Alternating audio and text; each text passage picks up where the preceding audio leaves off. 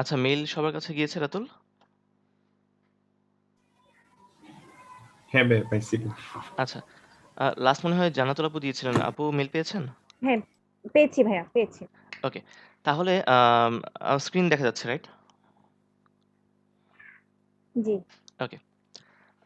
আমার মনে হয় আমার ক্যামেরাটা অন করলে বেটার। একটু আ ভালো ইন্টারেকশন হবে। ওকে।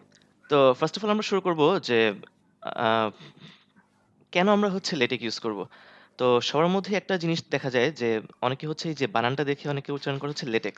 তো অ্যাকচুয়ালি উচ্চারণটা হচ্ছে LaTeX না। এটা। তো LaTeX জিনিসটা কি? সেটা হচ্ছে আ একটা document markup language and document preparation system for the text typesetting programme.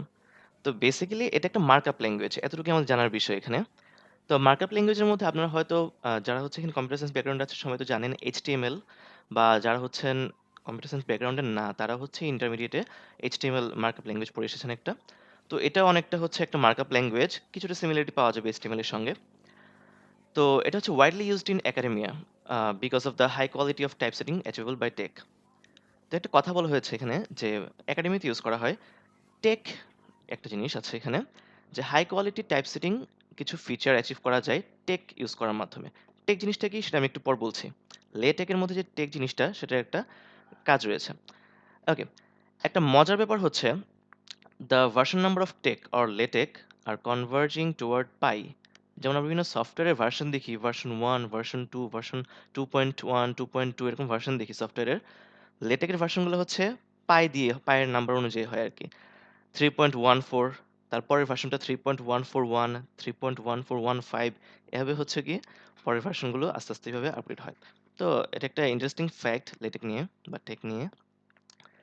আচ্ছা, এই লেটেক আর টেকের যে ব্যাপারটা সেটা হচ্ছে এই জায়গাটা একটু ভাঙবো আমি।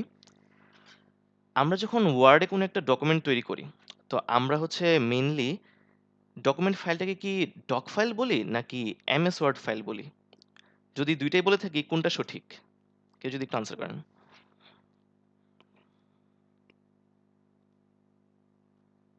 ভাই ডক ফাইল বলি। ডক ফাইল বলি। আমরা যেটা তৈরি করলাম এটা ডক ফাইল, এবং ডক ফাইলটা বানালাম কিসে? এমএস ওয়ার্ড বা মাইক্রোসফট ওয়ার্ড সফটওয়্যার ইউজ করে। তো লেটেকের ব্যাপারটা অনেকটা এরকম। আমরা হচ্ছে বাম পাশে যে উইন্ডোটা দেখতে পাচ্ছেন, বাম পাশের জিনিসটা সেটা হচ্ছে গিয়ে একটা টেক ফাইল। একটা টেক ফাইল যেখানে হচ্ছে আমার সম্পূর্ণ ডকুমেন্টটা লিখা থাকবে। ডক ফাইলের মতো একটা টেক ফাইল। এই টেক ফাইলটাকে আমি লেটেক সফটওয়্যার ইউজ করে এটাকে হচ্ছে গিয়ে প্রসেসিং করব। যেমন আমরা হচ্ছে কি ডক ফাইলটাকে মাইক্রোসফট ওয়ার্ড সফটওয়্যার ইউজ করে প্রসেসিং করতে পারি। সেম ভাবে হচ্ছে টেক ফাইলকে লেটেক্স সফটওয়্যার ইউজ করে আমরা প্রসেসিং করব। তো এই উইন্ডোটার মধ্যে লেটেকের একটা হালকা হিন্টস পাওয়া যাবে যে ডান পাশে একটা পিডিএফ জেনারেট হয়েছে এখানে। যেখানে দেখা যাচ্ছে যে একটা হেডলাইন দেওয়া আছে লেটেক এক্সাম্পল, তারপর ডেট দেওয়া আছে, নিচে হচ্ছে ইন্ট্রোডাকশন, কনক্লুশন এরকম দেওয়া আছে। জাস্ট এতটুকু জেনারেট করার জন্য, এতটুকু পিডিএফ বানানোর জন্য বাম পাশে সম্পূর্ণ কোডগুলো লিখা হয়েছে। তো দেখতে মনে হবে যে আসলে অনেক কিছু, অনেক কোড, বাট অ্যাকচুয়ালি জিনিসগুলা সেম জিনিসই অনেকটুকু রিপিট হয়ে, হয়ে আসে। এগুলো আস্তে, আস্তে আমি হচ্ছে গিয়ে ডিমিস্টিফাই করব। আচ্ছা, তো কেন LaTeX ইউজ করব আমরা? অ্যাকচুয়ালি LaTeX ইউজ করার জন্য মানে এত, এত কারণ রয়েছে যে একসঙ্গে একসাথে বলা সম্ভব না।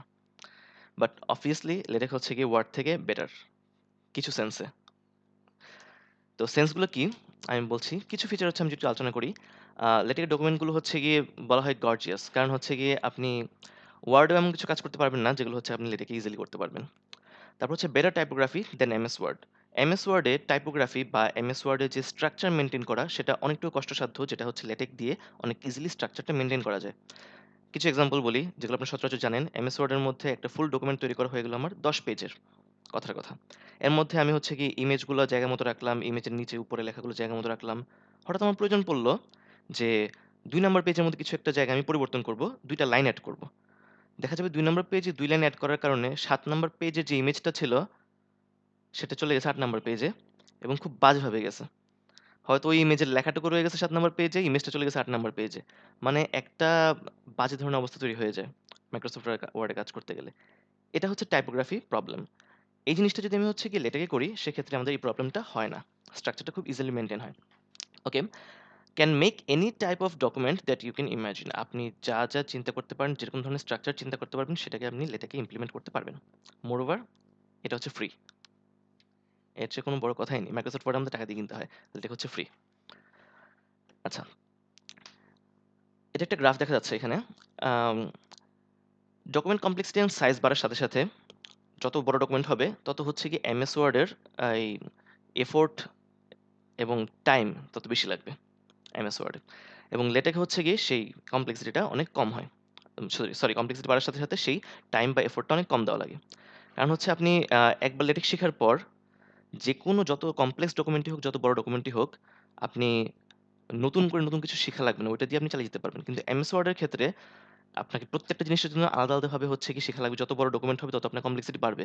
একটু আগে যে এক্সাম্পলটা দিলাম যে ২ লাইন এড করতে যাচ্ছি, ৭ নম্বর পেজে ইমেজ চেঞ্জ হয়ে গেল। ওরকম ধরনের কমপ্লেক্সিটি আরো বাড়বে।